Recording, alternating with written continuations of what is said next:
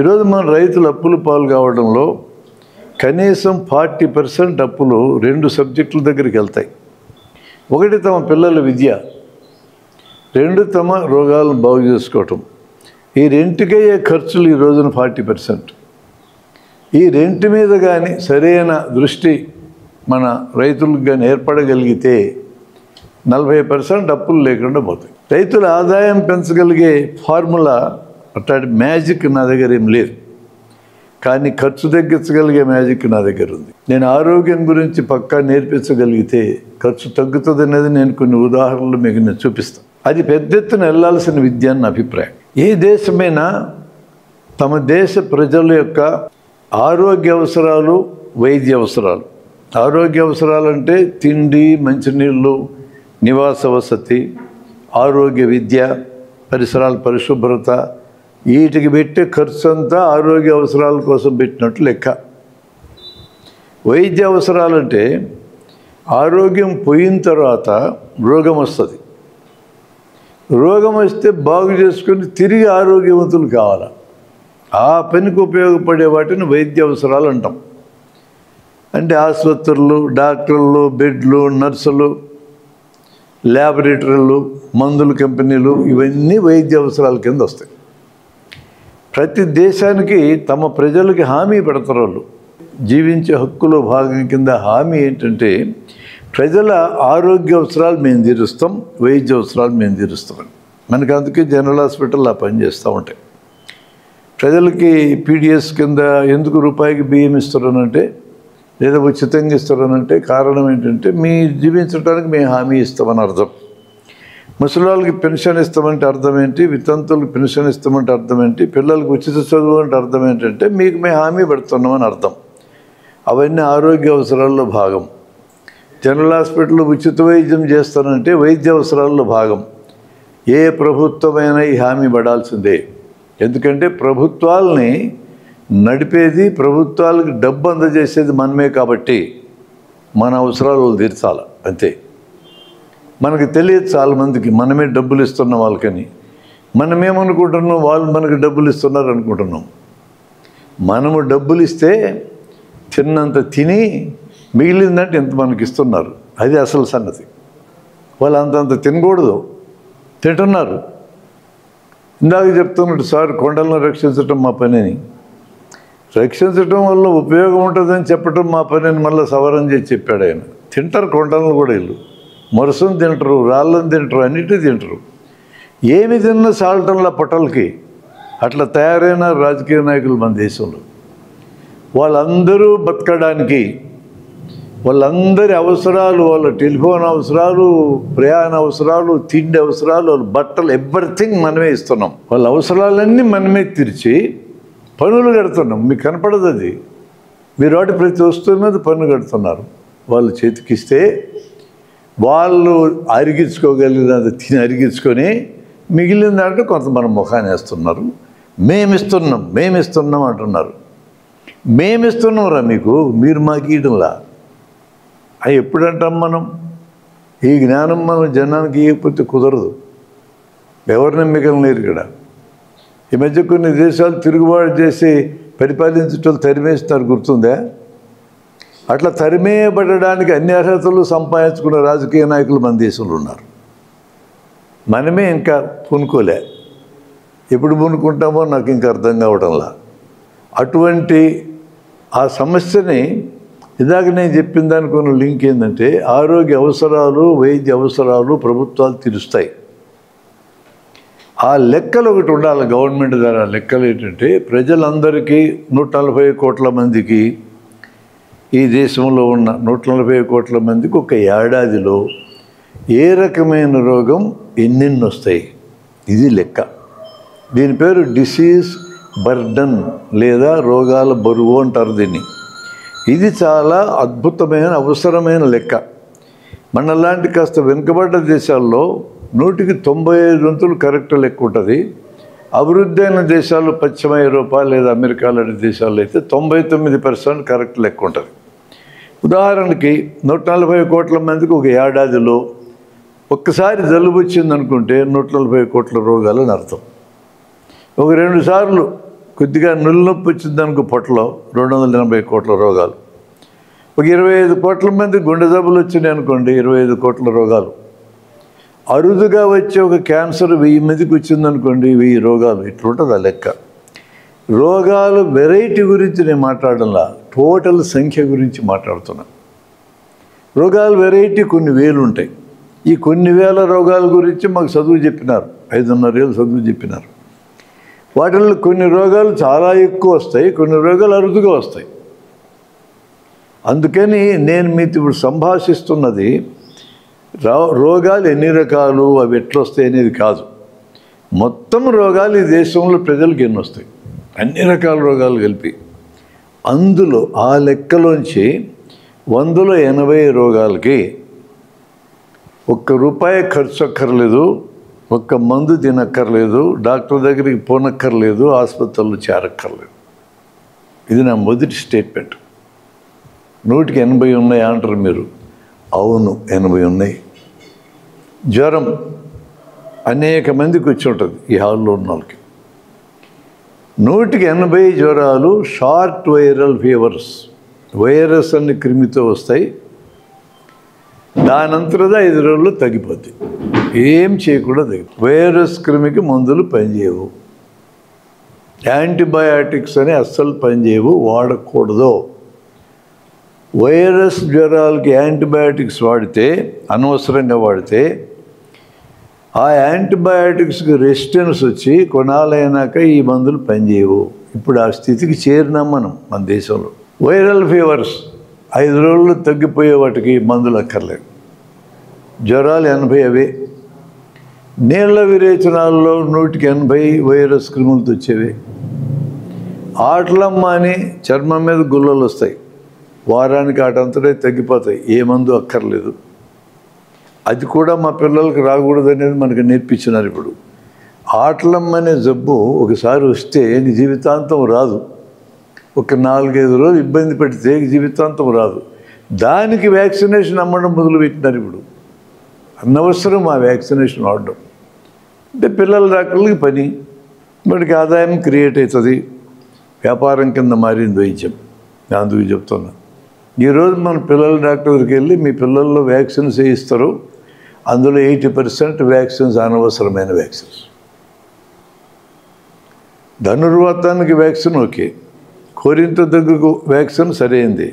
అట్లాంటి పరిమితమైన జబ్బులకే వ్యాక్సిన్లు వాడాలి, అన్నిటికీ వాడకూడదు. వాడితే ప్రమాదం ఏంటంటే, కరోనాలో ఆ ప్రమాదం చూసాం మనం. 2020 నుంచి మనం ఇబ్బంది పడ్డ కోవిడ్ జబ్బులో అది కూడా వైరస్ జబ్బే. పాజిటివ్ అని వస్తే వైరస్ నీ లోపల ఉన్నట్టే లెక్క. కరోనా పాజిటివ్ అంటే నీ లోపల వైరస్ ఉంది, నీకు ఆ క్రిమి సోకింది అని అర్థం. పాజిటివ్ వచ్చిన వాళ్ళల్లో అంతర్జాతీయ డేటా మీకు ఇస్తున్న 35% జనాలకి 135 మందికి ఒక్క లక్షణం కూడా లేదు. ఎట్లా ఒక్క లక్షణం కూడా లేకుండా ఉంది? ఆ 35 మందికి వైద్యమే అక్కర్లా, మందు అక్కర్లా, డాక్టర్ అక్కర్లా, ఆసుపత్రి అక్కర్లా. నేను ఇందాక చెప్పిన స్టేట్మెంట్కి సంబంధించింది. అంటే ఇది వరకు వచ్చిన అంటువ్యాధులకు వచ్చిన రోగ నిరోధకత కరోనాకు కూడా పనిచేసింది. ఇంకో 45 మందికి, ఈ 35 కాక ఇంకో 45 మందికి కొద్దిగా జ్వరము, కొద్దిగా జలుబు, కొద్దిగా దగ్గు వచ్చి 5 రోజుల్లో తగ్గిపోయింది. వీళ్ళకి మందు అక్కర్లా, వీళ్ళకి ఖర్చు లేదు, వీళ్ళకి ఆసుపత్రి అక్కర్లా, డాక్టర్కి చూపక్కర్లా. 2 కలిపితే ఎంత అయింది? 35 + 45 80. కరోనా లాంటి ప్రపంచాన్ని వణికించినటువంటిది, లక్షల మంది మరణాలకు దారితీసినటువంటి ఆ రోగం కూడా 100కి 80 మందికి ఏమీ చేయలేదు. మరొక 15 మందికి కొంచెం జ్వరం పెరిగింది, జలుబు పెరిగింది, దగ్గు పెరిగింది, హోమ్ ఐసోలేషన్ లేదా ప్రభుత్వం వారి టిడ్కో ఇళ్లలో పెట్టినారు మన ఊళ్ళో. ఆ ఐసోలేషన్తో ఈ 15 మందిలో 14 మంది ఇంటికి వెళ్ళిపోయినారు సేఫ్గా. ఎంత అయినారప్పటికీ? 94 మందిని ఏం చేయాలి? అయితే ఆ 14 మందికి కొంచెం మందులు వాడారు, చిన్న చిన్న మందులు. యాంటీబయాటిక్స్ పనిచేస్తాయి కరోనాకి అని చెప్పింది అంత అబద్ధం. ఒక యాంటీబయాటిక్ పనిచేయాలి. పనిచేసింది పారాసిటమాల్. నొప్పుల మాత్ర, పారాసిటమాల్ తప్ప ఏ మందు లేదని జగన్మోహన్ రెడ్డి బుద్ధి లేకుండా చెప్తున్న డాక్టర్ వాణి అదే పనిచేసేది, ఏమి పనిచేయదు. అబద్ధం చెప్పాలి, అతను కరెక్టే చెప్పిండు. మా డాక్టర్లు చెప్పిన మాటిని అతను తిట్టినారు. యాంటీబయాటిక్స్ అడ్డగోలుగా వాడారు. యాంటీబయాటిక్ రెసిస్టెన్స్ వస్తుంది వాడితే. ఇదే ఇంకా మిగిలిన 6 మిగిలారు కదా, ఆ 6లో ఇతర జబ్బులు ఉన్నవాళ్ళు, షుగరు బీపీలు ఉన్నవాళ్ళు, క్యాన్సర్లు ఉన్నవాళ్ళు, అప్పర్ మిడిల్ క్లాస్ వాళ్ళు, ఏసీ రూముల్లో ఉండగలిగే వాళ్ళు, ఏసీ ఫెసిలిటీస్లో బతకగలిగే వాళ్ళకి కరోనా ఇబ్బంది పెట్టి దగ్గినా తుమ్మినా వైరస్ బయటకు వస్తుందని చెప్పింది ప్రపంచ ఆరోగ్య సంస్థ. కరెక్ట్. దగ్గితే 3 అడుగుల దూరం, తుమ్మితే 6 అడుగుల దూరం పోతుంది వైరస్. మేమేం ప్రచారం చేసాం 2 ఏళ్ళు అంటే మా వేదిక తరఫున, ఒక్క దమ్మిడి ఖర్చు లేకుండా కరోనా జబ్బు రాకుండా చేసుకోవడం ఎలా అని గ్రామాల తిరిగి ప్రచారం చేసాం, వార్డులు తిరిగి చేసాం. మా వాయిస్ చిన్నది, ఎక్కువ మంది లేరు మా దగ్గర. ఎందుకు పైసా ఖర్చు లేకుండా చెప్పినాం మేము? 6 అడుగుల దూరం ఉంటే నీ దగ్గరికి వైరస్ రాదు. దగ్గొచ్చినా తుమ్ము వచ్చినా ముక్కుకు నోటి చేయడం పెట్టుకొని చెప్పినాం. ఇక్కడ ఆగిపోద్ది వైరస్. నువ్వు తగ్గినవనుకో ఇక్కడ ఆగిపోద్ది, నేను తగ్గితే ఇక్కడ ఆగిపోద్ది. చేతులు కడుక్కు అయిపోయిందన్న. మామూలుగా చేతులు కడుక్కున్నా చాలు, సబ్బు కూడా అక్కర్లేదని చెప్పాను. ఎంత ఖర్చు అయింది సార్ ఇప్పుడు జబ్బు రాకుండా చేయడానికి? నేను అదే చేశా. నేను చెప్పటం కాదు, నేను కూడా అదే చేశాను. మాస్క్ కూడా వాడలా నేను. మొదట్లో ఏం ప్రచారం చేశారు? చేయడం పెట్టుకున్నారు, గుర్తుందా మీకు? తర్వాత ఎందుకు మానేస్తున్నారు అది చెప్పకుండా? మోచేయి కంటే ఈ చేయి ఇంకా మేలు కదా, ముక్కు నోరు మూసేస్తుంది. ఎందుకు చెప్పాలా? ఎందుకు చెప్పలేదంటే 2020లో జూలై నెల చివరిలో 257 మంది సైంటిస్టులు ఒక లెటర్ ఇచ్చారు ప్రపంచ ఆరోగ్య సంస్థకి. మీరేదో దగ్గినా తుమ్మినా జబ్బు వస్తుంటున్నారు, గాలిలో కూడా పోతుంది, గాలిలో పోతుంది 10% ఎటు పోతుంది, ఎవడు ఆపలేడు దాన్ని. నువ్వు మాస్క్ కట్టుకో, చీరకొంగు కట్టుకో, చున్నీ కట్టుకో, కర్చీఫ్ కట్టుకో, నాప్కిన్ కట్టుకో, ఏం కట్టుకున్నా 10% వైరస్ గాలిలో కలుస్తుంది. ఆ గాలిలో కలిసే వైరస్ అదే మనల్ని బతికించింది. గాలిలో కలిస్తే డైల్యూట్ అవుతుంది. డైల్యూట్ అయిన వైరస్తో రెసిస్టెన్స్ వస్తుంది. దగ్గినప్పుడు ఎక్స్పోజ్ అయితే ఈ వైరస్తో జబ్బు వస్తుంది, తుమ్మినప్పుడు దగ్గినప్పుడు. అందుకని 6 అడుగుల దూరం ఉండమన్నాం. గాలిలో కలిసేది ఎల్లప్పుడూ కలుస్తుంది. గాలిలో కలిసే వైరస్ ఎక్కువ హాస్పిటల్లో కలుస్తుంది. అందుకనే దేశంలో మరణాలలో ఆసుపత్రుల్లో ఉన్న సిబ్బంది, డాక్టర్లు అతి తక్కువ మరణాలు జరిగినాయి. మీకు ఇంక ఇన్ఫర్మేషన్ ఉంది. బాంబేలో ధారావి స్లమ్ అని ఉంది. 2.5 చదరపు కిలోమీటర్ల ఏరియాలో 6.5 లక్షల మంది జీవిస్తారు. 6 అడుగుల దూరం కూడా మెయింటైన్ చేయలేరు వాళ్ళు. 10 అడుగులు సైజు ఉండే ఇంట్లో 10 మంది బతుకుతారు. అక్కడ గాలిలో కలిసిన వైరస్తో మన దేశం మొత్తం మీద అత్యంత ఎక్కువ రెసిస్టెన్స్ వచ్చింది. ధారావి స్లమ్ 58% వచ్చింది రెసిస్టెన్స్. మన సిటీస్లో 40% వచ్చింది, పల్లెలు 25% వచ్చింది. ఏం చెప్తా ఉంది ఈ సమాచారం మనకి చెప్తున్నది ఏంటంటే గాలిలో కలిసే వైరస్ మనకు మేలు చేస్తుంది. మరి లాక్డౌన్ ఉన్నప్పుడు బయట తిరిగిన పిల్లలందరినీ కొట్టినామే మనం, పోలీసుల్లో పెట్టించి. బయట ఎందుకు తిరుగుతామని? గాలిలో వైరస్ కలుస్తుంది. అశ్వత్థం హతాతహ కుంజరహ వినపడకుండా అన్నారు. వాళ్ళ వ్యాసంలో ఏం రాశారంటే ఎయిర్ కండిషన్ ఫెసిలిటీస్లో గాలిలో తిరిగే వైరస్తో రోగం వస్తుందని రాశారు. బయట తిరిగే గాలిలో ఉన్న వైరస్తో రాదని చెప్పారు. వీళ్ళకి అవసరమైనంత సమాచారం తీసుకున్నారు ఈ మీడియా అంతా. గాలిలో పోతుంది, గాలిలో పోతుంది, గాలిలో పోతుంది అబద్ధాలు చెప్పి మాస్కుల వ్యాపారం పెంచుకున్నారు. పెద్ద పెద్ద మాస్కులు అమ్ముకున్నారు. ఇప్పుడు 1200 రూపాయల మాస్కులు, 2000 రూపాయల మాస్కులు. మామూలుగా 75 రూపాయల మాస్క్ N95, మామూలుది ఫైబర్ది అయితే 5 రూపాయలు కూడా వస్తుంది. అసలు ఏ మాస్క్ అక్కర్లేదని నేను చెప్తా ఉన్నా. చేయడం పెట్టుకు అవసరమైతే. నేను ప్రత్యక్ష ఉదాహరణ నేను ఉన్నాగా, నాలాంటి వాళ్ళు చాలామంది ఉన్నారు ప్రచారం చేసిన వాళ్ళు. ఒకరోజు ఒక కుర్రోడు మా దగ్గర ఉండి ఆ స్టడీ హాల్స్లో చదువుకున్నాడు. ఒకడు నా పరిచయంలో నన్ను పట్టుకున్నాడు మా హాస్పిటల్లో, హెర్నియా సెంటర్లో. ఏం సార్ నీ వయసు ఎక్కువగా కనపడుతుంది, నువ్వు మాస్క్ లేకుండా తిరుగుతున్నావు ఏందన్నాడు. అప్పుడు నా వయసు అప్పటికి 70, 60 దాటితే ప్రమాదం అని చెప్పినారు. నేను కూడా చెప్తున్నా, నువ్వు అది తెలుసుకోవాలనుకుంటే నువ్వు ఒక్కడ వస్తే చెప్పను, మీ స్టడీ హాల్ వాళ్ళందరిని బట్టరా, మా మీటింగ్ హాల్ దగ్గర ఒకేసారి చెప్తాను. 50 మందిని పట్టుకొచ్చాడు తెల్లారి. 50 మందికి గంట సేపట్లో చెప్పాను. ఏం భయం అక్కర్లేదు, చచ్చిపోయే సమస్య లేదు. కరోనాతో మనం చచ్చిపోయేదంతా ఎవరంటే శారీరక శ్రమను మర్చిపోయి బయట దాచుకోవాల్సిన ఆహారాన్ని బయట దాచుకోకుండా ఒంట్లో దాచుకొని లావెక్కి బొడ్డు చుట్టూ ఫ్యాట్ తయారు చేసుకున్న ఎయిర్ కండిషన్ ఫెసిలిటీస్లు బతుకుతుండే వాళ్ళకి ఎక్కువ ప్రమాదం, మీకు కాదురా అని చెప్పి. మన దేశం మరణాలు ఎక్కువ మిడిల్ క్లాసులో జరిగినాయి, పూర్ క్లాసులో జరగల. మీకు ఇన్ఫర్మేషన్ చెప్తున్నాను నేను. మన దేశంలో మరణాలు పాజిటివ్స్ వచ్చిన వాళ్ళు 0.9% మరణాలు, 1000కి 9 మంది మరణించారు. మనకంటే బ్రహ్మాండంగా అభివృద్ధి అయిన పశ్చిమ ఐరోపా, అమెరికా, బ్రిటన్ లాంటి చోట్ల 5 to 10% మరణించారు. ఎందుకంటే వాళ్ళు అంటురోగాలను జయించి ఇప్పటికి 50 ఏళ్ళు అయింది, అనుభవించినారు. మనకంటే దరిద్రులు ఉన్నారు ఆఫ్రికాలో, 0.3% మరణించారు. ఏం చెప్తాంది ఈ డేటా అంతా? ఈ డేటా అంతా మనకు చెప్తుంది ఏంటంటే ఇది వైరస్ జ్వరము. అన్ని జ్వరాలలాగే 180 మందికి ఏమీ చేయాల, ఇంకో 14 మందికి సమస్య లేదు. ఆ 6గురిలో ఒక 4% ఆసుపత్రుల్లో చేరినారు. వాళ్ళందరిలో కలిపి 0.9%, 100 ఒక్కడు కూడా చావలేదు. బెదరగొట్టారు జనాన్ని. లాక్డౌన్ పీరియడ్లో హ్యాపీగా ఉన్నాం, మనం తిరిగినాం బాగానే. లాక్డౌన్ ఎత్తేగానే ప్రైవేట్ హాస్పిటల్ని విజృంభించి పాజిటివ్ అన్నలో చేర్చుకొని 10 లక్షలు కాజేసినారు ఒక ఊడి దగ్గర. ఈ 180 మందికి ఆసుపత్రి అవసరం లేదన్నాను కదా, వాళ్ళు కూడా చేరినారు, ఊడ్చి పారేస్తున్నారు జనాన్ని. మనకు తెలియకపోతే ఇట్లే ఉంటుంది. 180 రోగాలకు వైద్యం ఎక్కర్లేదని నేను చెప్తున్నాను. ఏమున్నాయి అట్లాంటివి అంటే, మొట్టమొదటిది జ్వరాలు, వైద్యం అవసరం లేనివి 180 జ్వరాలు. ఏ రకమైన జ్వరాలు అయితే డాక్టర్ దగ్గరికి పోవాలంటే, జ్వరంతో చలి వస్తే ఒక టైంకి జ్వరం వస్తుంది, మరలా నార్మల్ అవుతుంది, మళ్ళీ అదే టైంకి రేపు జ్వరం వస్తుంది. అది మలేరియా పిక్చర్ అట్టు వస్తుంది. జ్వరంతో పాటు రక్తస్రావం, దగ్గితే రక్తం పట్టడం కానీ, మూత్రంలో రక్తం పోవటం కానీ ఇలాంటిది ఉంటే, జ్వరంతో పాటు ఫిట్స్ వస్తే మెదడు జబ్బది, జ్వరంతో పాటు తీవ్రమైన కడుపు నొప్పి వస్తే అది అపెండిసైటిస్ లాంటి ప్రమాదం. ఈ 4 లక్షణాలు ఉంటే ఇప్పుడు మాత్రమే డాక్టర్ దగ్గర పోవాలి.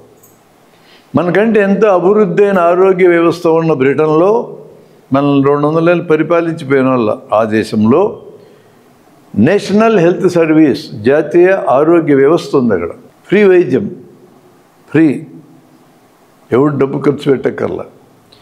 జ్వరమని ఎవరన్నా ఫోన్ చేస్తే డాక్టర్కి ముందు ఫోన్ అపాయింట్మెంట్ ఇస్తారు. ఫోన్ చేస్తే ఆ డాక్టర్ అడుగుతాడు, ఇప్పుడు నేను చెప్పిన 4 పాయింట్లు అడుగుతాడు. ఆ లక్షణాలు ఏమి లేవు అని చెప్తే ఆ ఫ్యామిలీ నుంచి, ఫ్యామిలీ డాక్టర్ వాళ్ళు 100-150 కుటుంబాలకు బాధ్యత వాళ్ళది. మీరు మా హాస్పిటల్కి రావద్దని చెప్తారు. 5 రోజులు చూసినాక ఈ లక్షణాలు ఏమన్నా ఉన్నా లేకపోతే తగ్గకపోతే అప్పుడు రా అంటారు. అరే, అంత అభివృద్ధి అయిన దేశంలోనే ఆ రకమైన స్టాండ్ తీసుకున్నాక మనమేమి నిర్ణయం తీసుకోవాలో చెప్పండి. నా దగ్గరికి వచ్చిన జ్వరాలు వచ్చిన వాళ్ళని 90% పైన వైరల్ జ్వరాలు వచ్చేది నా దగ్గరికి. పక్కనే కూర్చోబెట్టుకొని ఇప్పుడు మీకు చెప్పిన దాంట్లో కనీసం పావుంతన్న వాడికి చెప్తా, చెప్పి నీకు వైద్యం అక్కర్లేదు, ఇంటికి బాగుంటా. ఇక్కడ చూస్తున్నాడు ఈ నా కొడుకు వైద్యం రాదని చూస్తున్నా పక్క. బట్ చూపులో నాకు అర్థమవుతుంది, వాతావరణం అట్లుంది.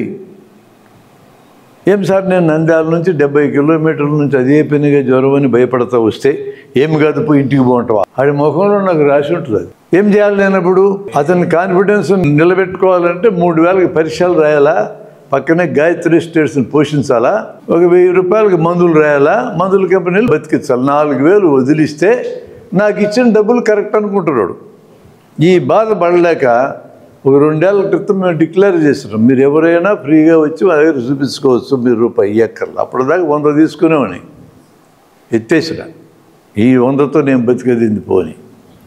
అప్పుడు కొంతమంది నమ్మేవాళ్ళు డాక్టర్ డబ్బుల కోసం చేయటంలో ఈ పనిని. అయినా అనుమానమే. అట్లా నేను చెప్తే నా దగ్గర నుంచి ఇంకో డాక్టర్ దగ్గరికి వెళ్తున్నాడు.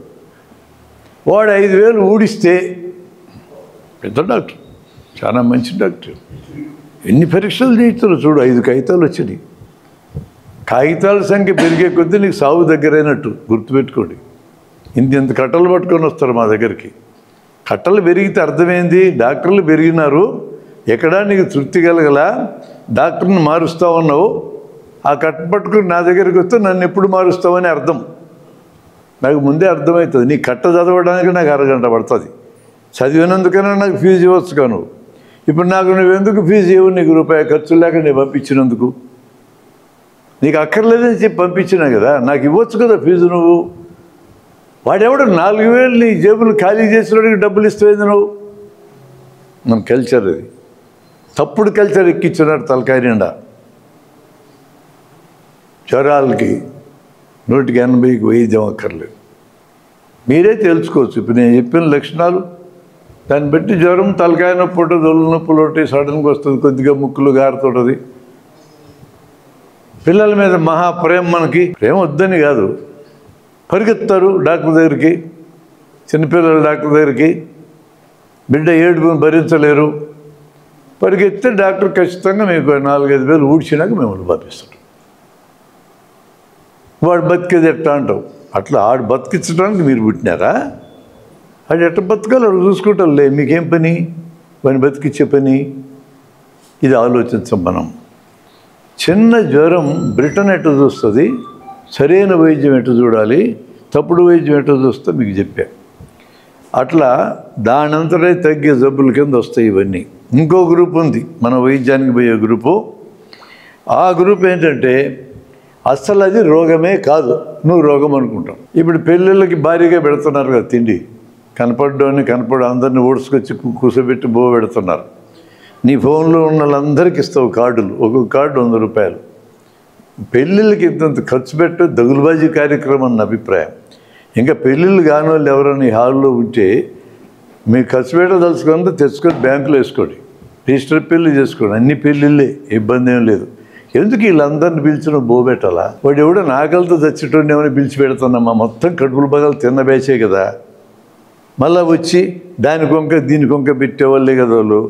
ఈ పెళ్ళేం పెళ్ళిలే, వాళ్ళు 50 ఏళ్ళ వస్తే పెళ్లి చేస్తున్నారు. వాళ్ళు పెళ్లి చాలా గొప్పదని ఏదో కామెంట్లు చేసే బ్యాచ్కే కదా నువ్వు పెడతావు.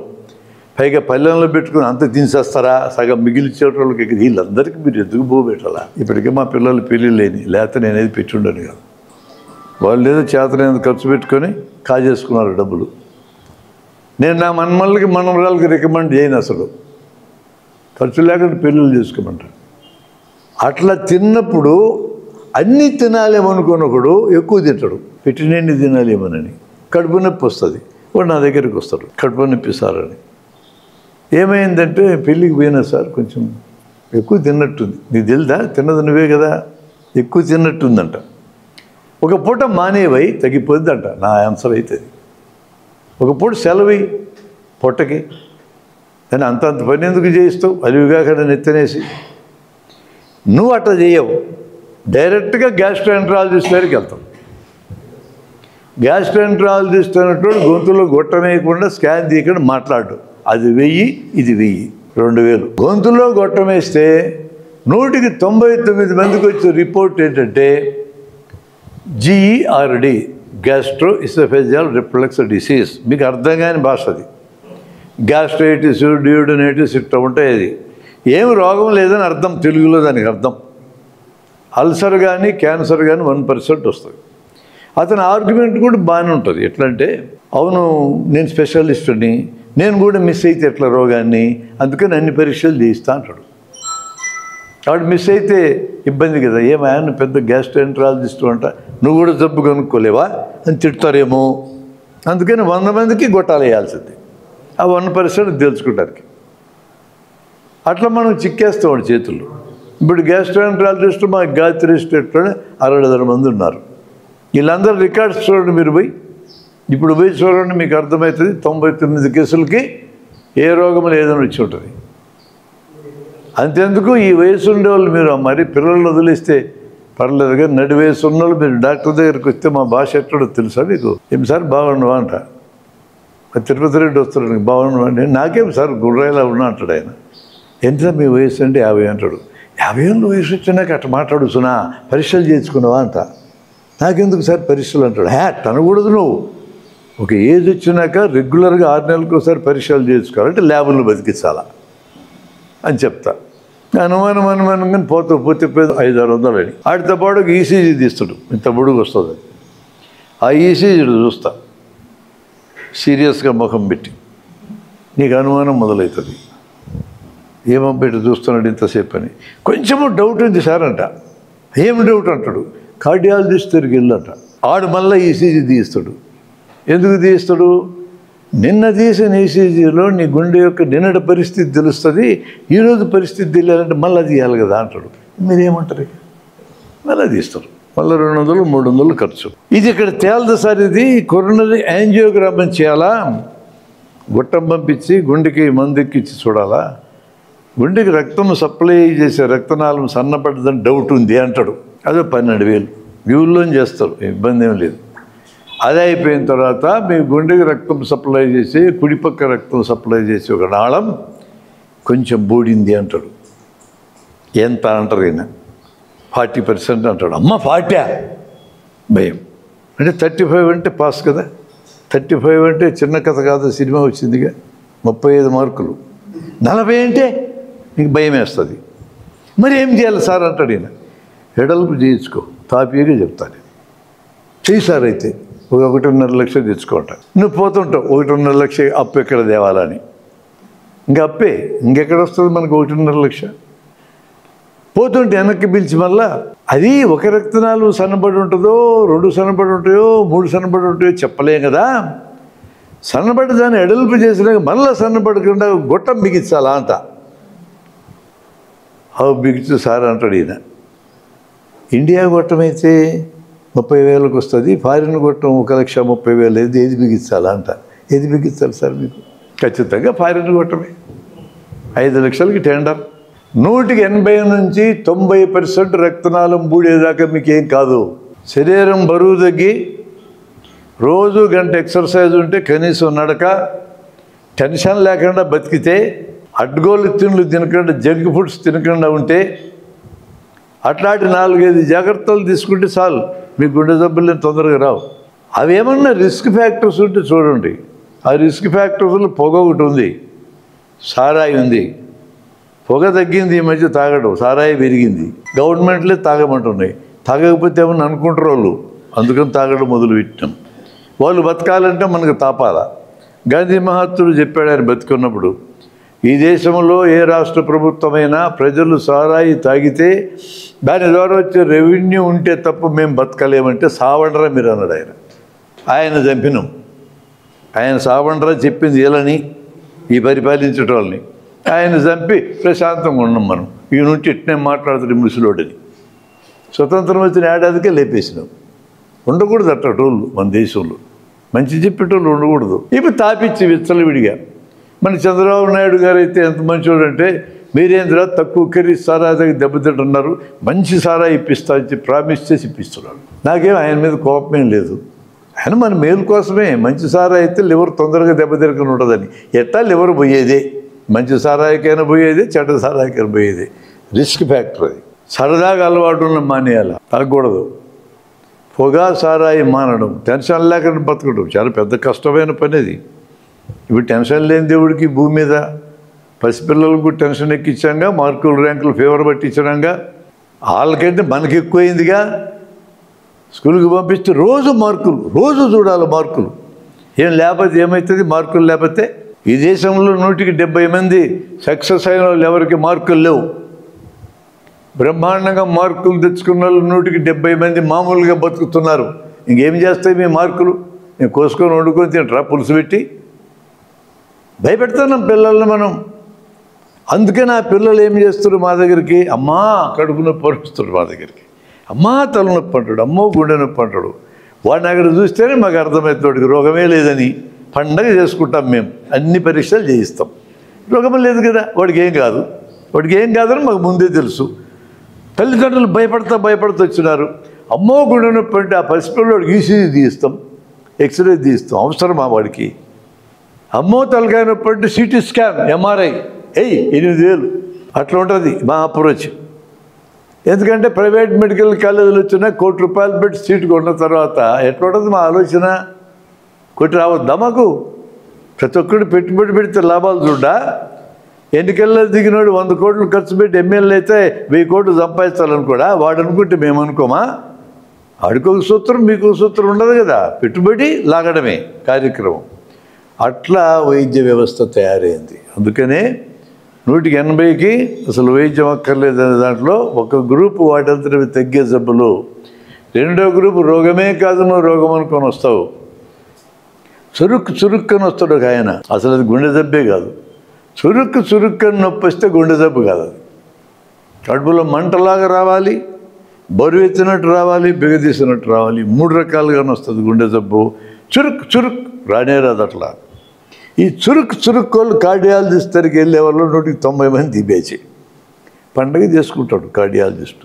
రోగం లేదు వాడికి, అన్ని పరీక్షలు చేయిస్తాడు. ట్రెడ్మిల్లు, ఈసీజీ, ఈకో అయిపోయాయి 3000 అన్నీ చేయించి ఏమి లేదు నీకేం చెప్తాడు. వాడు మంచి డాక్టర్ కింద లెక్క. ఏమి లేదని చెప్తే ఆడ చెప్పకుండా అన్ని పరీక్షలు చేసి 2000కి మందులు రాస్తే చెడ్డ డాక్టర్. మీరు వాటి మందులు స్టాప్ కూడా బతకాలి కదా, మీరు ఏం చేస్తారు రాయక. అట్లా వైద్యం వ్యాపారం కింద మారిపోయింది. మీకు ఈ నాలెడ్జ్ లేకపోతే దెబ్బతింటారు. ఇంకా కొన్ని ఉంటాయి చర్మం కింద గడ్డలు, లైపోమా అంటారు దాన్ని. ఏం చేయదు అది. ఈ హాల్లో ఉన్న వాళ్ళకి 2-3 ఉంటాయి అట్లాంటి గడ్డలు. సరే అది గడ్డ అవునుంది, తీసేసుకుంటా సార్. ఎందుకురా తీసేసుకునేది? ఉండనీళ్ళు ఏమవుతుంది? గద్దల్లో గడ్డలు ఉంటాయి, మిడకాయలో గడ్డలు ఉంటాయి, సంకల్లో గడ్డలు ఉంటాయి. అవి అట్టే ఉంటాయి. పెరగవు తరగవు, నేనేం చేయవు, నువ్వు చచ్చిపోయేదాకా నీ అంటే ఉంటాయి. వాటి లక్షణం అది. గబగబా పెరిగినా నొప్పి చేసినా చుట్టూ చర్మానికి అతుక్కొని పోయినా నువ్వు రావాలి మా దగ్గరికి, లేకపోతే రానక్కర్లా. ఈ నాలెడ్జ్ మనకు అవసరం. ఇక 4వ గ్రూపు టెన్షన్తో వచ్చే రోగాలు. 40 రకాల రోగాలు ఉన్నాయి. టెన్షన్ పోతే రోగాలు పోతాయి. కాబట్టి పాపులేషన్ మొత్తానికి టెన్షన్ లేకుండా బతకటం నేర్పించాలి. మన ఆలోచన స్టైల్ని మార్చుకుంటే టెన్షన్ లేకుండా బతకొచ్చు. సింపుల్ మెథడ్స్ ఉన్నాయి. అది వదిలేసి యోగా సెంటర్లు, ధ్యానం సెంటర్లు పెట్టి పారేసినారు. లోపలికి ఎంటర్ అయ్యేటప్పుడు టెన్షన్లన్నీ చిలక్కుపోయి తగిలిస్తాం. లోపలికి పోయి 1 గంట సేపు ధ్యానం చేస్తాం, పిరమిడ్లో దూరి బయటకు వచ్చినాక ఏంటి తగిలించుకొని బయటికి పోతాం. ఏ ప్రయోజనం దాంతో? నీ ఆలోచన స్టైల్ మార్చుకుంటే ఆ స్టైల్ని ఎల్లప్పుడూ నేను అంటుంటుంది, నువ్వు టెన్షన్ లేకుండా బతకొచ్చు. అది మనం నేర్పించుకోవాలి మన స్టాఫ్కి కానీ బయట జనానికి కానీ. కాబట్టి 80% రోగాలు ఈ 4 రకాలు. ఇంక 10% రోగాలకి కొద్దిగా మందు అవసరం, కొద్దిగా ఖర్చు ఉంటుంది. నువ్వే వైద్యం చేసుకోవచ్చు. డాక్టర్ అక్కర్లా, ఆసుపత్రి అక్కర్లా. 90% అయిపోయింది. కొంచెం ట్రైనింగ్ తీసుకుంటే ఇంకా 5% రోగాలు మనం బాగు చేసుకోవచ్చు. మొత్తం అన్ని స్పెషాలిటీలు, అన్ని హాస్పిటళ్ళు, ల్యాబులు, ఈ సిబ్బంది అన్నీ కూడా 5% రోగాల కోసమే. అది ఫ్యాక్ట్. ఆ 5 గురించి తెలుసుకుంటే వాటి వరకు వైద్యం చేసుకుందాంలే. ఈ 95ను మనమే చేసుకోవచ్చు కదా. సడన్గా గుండె ఆగుతుంది. పొలంలో పని చేస్తున్నాడు రైతు, మెరుపులు వచ్చినాయి, వర్షము, మెరుపు తగిలితే గుండె ఆగిపోద్ది. అక్కడికక్కడే ఆడి గుండెని ఆడించడం నీకు చేతనంటే ఆడు బతుకుతాడు అక్కడే. మాకు తెలుసు అది. మా దగ్గరికి వచ్చేదాకా నువ్వు ఆగితే చచ్చిపోయేటాడు. గుత్తిలో ఒకసారి కరెంటు లైన్మన్ పట్టుకొచ్చారు. కరెంటు షాక్ కొట్టిందని 15 నిమిషాలు అయిపోయింది. అప్పటికి 23 ఏళ్ళు ఉంటాయి ఆడికి. పెళ్ళి అయింది ఈ మధ్యనే. పసిపిల్లలు సంకలో పెట్టుకున్నాడు, భార్య వచ్చింది, చచ్చిపోయాడు. మా దగ్గరికి వచ్చాక 15 నిమిషాలంటే బతుకుతుడా. కొన్ని వేల మందికి శిక్షణ ఇచ్చారా నేను, గుండె ఆగిపోతే ఎట్లా ఆడిచ్చారు. But I can't do anything at that time. మేము అక్షరాస్యతలో భాగం కింద 1990లో చిత్తూరు జిల్లాలో, ఇప్పుడు నాగార్జున అనే కలెక్టరు దాన్ని నడిపాడు. ఇప్పుడు మామిడిపడి వెంకటరంగయ్య కుమారుడు. తిరుపతికి దక్షిణాన కమ్మవారి కంట్రీ అనే ఒక విలేజ్లో 200 మందికి శిక్షణ ఇచ్చినాం మేము. గ్రామీణ యూత్కి ఇచ్చినాం. 2 రోజుల కార్యక్రమం అది. నేను 2వ రోజు వెళ్ళినప్పుడు పురుగు మందులు తాగితే ఎట్లా రక్షించుకోవాలా, తీరుగుడితే ఏం చేయాలా, పాంగరిస్తే ఏం చేయాలి చెప్తా ఉంటే పొలాలకు వెళ్ళే రైతులు 10 మంది కాడిమాలలాడ పడేసి ఎద్దుని చెట్టుకు గట్టేసి కూర్చున్నారు. వాళ్ళ సబ్జెక్ట్ అది. మధ్యాహ్నం భోజనం టైంలో ఏం సార్ ఇదంతా మాకు సంబంధించింది కదా, ఈ పిల్లలందరిని పట్టుకొచ్చి చెప్తున్నావే అని. వాళ్ళందరూ మీ పిల్లలు లేదా, పక్క ఊళ్ళో మీ ఊరి పిల్లలు కూడా ఉన్నారు, వాళ్ళందరూ మీకు చదువు చెప్పడానికే మేము వాళ్ళకి నేర్పిస్తున్నాం అన్నాం. సంతోషపడ్డారు వాళ్ళు. సాయంత్రం మేము క్యాంపు క్లోజ్ చేసేటోడు ఇళ్ళగా పట్టుకెళ్ళి వాళ్ళ దగ్గర ఉన్నది తినిపించి పంపించారు. ఇది జరిగినాక ఒక నెలకు వర్షాకాలం వచ్చింది. ఓ పొలం దున్నుతున్న రైతు మీద మెరుపు తగిలింది. అదే పిడుగంటాం దాన్ని. ఏం పైడేది ఏముండదు. మనకు అర్జునుడు ఆకాశంలో రథం వేసుకొని పోతా చీర జారిపోయి కింద పడితే పిడుగంటాం కదా. చీర జారిపోతే చక్రం జారిపోదా? పిడుగు కంటే పెద్దది కదా అది. మన నమ్మకాలు ఇవన్నీ. అర్జున అర్జున అర్జున అని కూడా తిరిగేవాళ్ళం మేము కూడా చిన్నప్పుడు. అక్కడ తిరిగితే పడదు మీద అని. మెరుపది మేఘాల్లోంచి భూమి మీదకి ఛార్జ్ అవుతుంది. టచ్ చేసి వెళ్ళిపోతే గుండె ఆగిపోతుంది. పూర్తిగా తగిలితుంది బొగ్గైపోతాం, బతుకం. వాడు పడిపోయినాడు ఆ రైతు. పొక్కు పొలం దున్నేవాడు మా దగ్గర ట్రైనింగ్ అయిన పిల్లోడు. 16 ఏళ్ళు ఉంటాయి వాడికి. వెంటనే పరిగెత్తికాడు, మెడలో నాడి చూశాడు. ఇట్లా దవడ కిందనే తెలుస్తుంది నాడి. నాడి ఆగిపోయింది. వెంటనే అక్కడే పడుకోబెట్టి గుండెని స్టార్ట్ చేశాడు. 20 సార్లు నొక్కగానే లేచి కూర్చున్నాడు ఆ రైతు. ఏమైంది నాకు అన్నాడు. నీ గుండె ఆగిపోయింది, మెరుపు తగిలి నేను బతికించిన అన్నాడు. ఒక్క అనుభవం చాలు జీవితం అంతా చెప్పుకోవటానికి. ఎంత కావాలి సార్ రికార్డ్ అంటే? ఒక్క అనుభవం చాలు. 1986లో మొట్టమొదట మన ఊళ్ళో బస్ స్టాండ్ వెనక మేము ఓపెన్ హార్ట్ సర్జరీ ఆపరేషన్ చేసాం. గుండెని ఆపేసి ఆపరేషన్ చేసాం. అప్పటికి నిజాం ఇన్స్టిట్యూట్ తప్ప ఎవరు చేసేవాళ్ళు కాదు. రికార్డు అది. ఆ తర్వాత ఎంతమంది అయినా చేయొచ్చు. ఇప్పుడు రోజు చేస్తారు. మాజీ మంత్రి లాంటి రికార్డు సార్ అది. ఎక్కడికి పోదు మాజీ అంటే. వాడు ఎంతకాలం బతుకున్నా మాజీ మంత్రి వాడు. అట్లా ఒక్కరిని బతికిస్తే ఎంత అద్భుతమైన అనుభవం వాడికి. అక్కడికక్కడే నేర్చుకున్నాడు ఉన్నాడు కాబట్టి బతికించగలిగాడు. ఆ డాక్టర్ దగ్గరికి వచ్చేదాకా ఎట్లా బతుకుతారు? అది టెక్నిక్ నేర్చుకుంటే ఎవరైనా చేయగలరు. అది అట్లా టెక్నిక్ నేర్చుకుంటే చేయగలిగేవి 5% రోగాలు ఉన్నాయి. ఇప్పుడు మన బస్ స్టాండ్ దగ్గర భారత్ హెయిర్ డ్రెస్సర్స్ అని ఒకటి ఉంది. ఆయన పేరు. ఇప్పటికి 35-40 ఏళ్ళ నుంచి నాకు జుట్టుగత్తి ఇచ్చేది ఆయనే. అతను కంట్లో నలకబడితే తీయడం అనే టెక్నిక్ నేర్చుకున్నాడు. మామూలుగా అయితే కంట్లో నలకబడితే కంటి డాక్టర్ దగ్గరికి వెళ్ళాలి. డాక్టర్కి 500 వేయాలి, నలకదీస్తే 500, 1000 రూపాయలు పెట్టుకోవాలి. ఇతనైతే ఏం లేదు, కంట్లో 2 చుక్కలు వేస్తాడు, మత్తు చుక్కలు. ఆయనకు అమ్మడంలా మత్తు చుక్కలు నేనే ఇచ్చిన.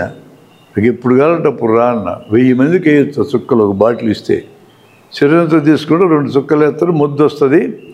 ఒక న్యూస్ పేపర్ చిన్న ముక్క తీసుకుని నీళ్ళలో తడిపి ఆ నలక మీద అట్లా అంటే లేచి వస్తుంది. 190 మందికి లేచి వస్తాడు. ఒక్క కేసు కూడా అతను కంటి డాక్టర్ దగ్గర పంపలు. ఇప్పుడు 40 ఏళ్ళు. అతనికి ఏం చదువు లేదు, డాక్టర్ కాదు. టెక్నిక్ సార్ అది. ఎవరికైనా నేర్పచ్చు. ఎంత ఖర్చు మిగిలిన రోజుకి 10 మందికి తీసుకుంటారు ఆయన దగ్గర. ఈ పక్కనే మార్కెట్ యార్డ్లో ఈ దుమ్మంతా లేస్తుంది, కళ్ళలు నలకలబడి వస్తూ ఉంటారు. ప్రతి ఒక్కడు నా దగ్గరికి రావాలంటే 1000 రూపాయలు ఖర్చు పెట్టుకోవాలి. వాడికి వచ్చి ఆదాయం అంతంత మాత్రం. ఉల్లిగడ్డలకి ధర ఉండదు, టమాటాలకి ధర ఉండదు, సాగు వాడికి వస్తుంది. 1000 రూపాయలు పోగొట్టుకోవాలని అవుతుంది వాడికి పని. ఎక్కడికక్కడే మనం ట్రైనింగ్ ఇచ్చేసి జనానికి మేలు చేయొచ్చు. ఎంత డబ్బు మిగిలిచ్చో ఊహించండి. మిగైనా కంట్లో నలకబడితో బేసిన్లో నీళ్లు పోసి తలకాయ దాంట్లో ముంచి రెప్పల్లో ఇట్లా ఆడించండి 10 సార్లు. 90 మందికి పోతుంది నలక. ఆయన చేసే పని కూడా అక్కర్లా. ఆ 10 మంది ఆయన చేసే వైద్యం లాంటి దానికి వెళ్ళాలి. నలక లేసి వస్తుంది. 1% నలక బాగు కాదు, మీరు చేయలేరు. ఈ 1%ని పంపండి డాక్టర్ దగ్గరికి. 99 ఎందుకు పోవాలా? ఈ వైద్యం జనానికి అందించాలా? అయితే నేను ఇప్పుడు జరుగుతున్న వైద్యం తప్పుడు వైద్యం చెప్పడానికి నేను ఎంత చెప్పడంలా. క్లాసు వైద్యం అది, అందులో డౌట్ లేదు. ఆధునిక వైద్యం అత్యద్భుతమైన వైద్యం. అవసరమైన వాడికి వాడాలా. ఆ 105 రోగాలకే వాడాలా. నీ పొట్ల అపెండిసైటిస్ రోగం వచ్చి చీమ్ పడితే ఖచ్చితంగా ఆపరేషన్ చేయాల్సిందే, సర్జన్ చేయాల్సిందే, మార్గం లేదు. హెర్నియా ఆపరేషన్ వచ్చి పేగులు బయటకు వస్తామంటే లోపలికి నెట్టి మెష్ పెట్టేయాల్సిందే, వేరే మార్గం లేదు దానికి. నేను వాటి గురించి మాట్లాడాలా. అవన్నీ కలిపితే 5% మొత్తం ఉండేది. ఈ 5%తో వీళ్ళందరూ బతికేది. ఈ స్పెషలిస్టులు, సూపర్ స్పెషలిస్టులు అంతా 100కి 95 మనం ఫిల్టర్ చేసి పడేయచ్చు అంటున్నా నేను. చిన్న చిన్న శిక్షణతో చాలా నేర్పించడం సాధ్యమవుతుంది. ఇది ఒక ఇంట్రడక్షన్ లాంటిది మీకు ఇచ్చే ఈరోజు. వైద్యంలో ఇలాంటి అద్భుతాలు ఉన్నాయి. దాని మీదనే మేము ఒక బుక్ కూడా రాసాం. మీరే వైద్యం చేసుకోవచ్చు అని బుక్ రాసాం. ఇంకొంత ఎక్కువ నాలెడ్జ్ కావాలంటే 1000 పేజీల బుక్ మరొకటి రాసాం, ప్రజల ఆరోగ్యం ప్రజల చేతుల్లోకని. అది దాదాపు 40 ఏళ్ళ నుంచి ఉంది ఆ పుస్తకం. మీకు ఎవరికన్నా కావాలంటే వాటిని చూపిస్తాను. నేను మీ ఆఫీస్కి ఒక సెట్ నేను ఇస్తా, ఖాళీ ఉన్నప్పుడు చదువుతున్నాండి. మీ ఆఫీస్కి ఇచ్చే సెట్కి మీరేం మాకు పైసలు ఇవ్వక్కర్లా. మీరు పర్సనల్గా కావాలనుకుంటే మీరు దానికి మా మేనేజర్ ఉంటాడు, తీసుకోవచ్చు మా హాస్పిటల్.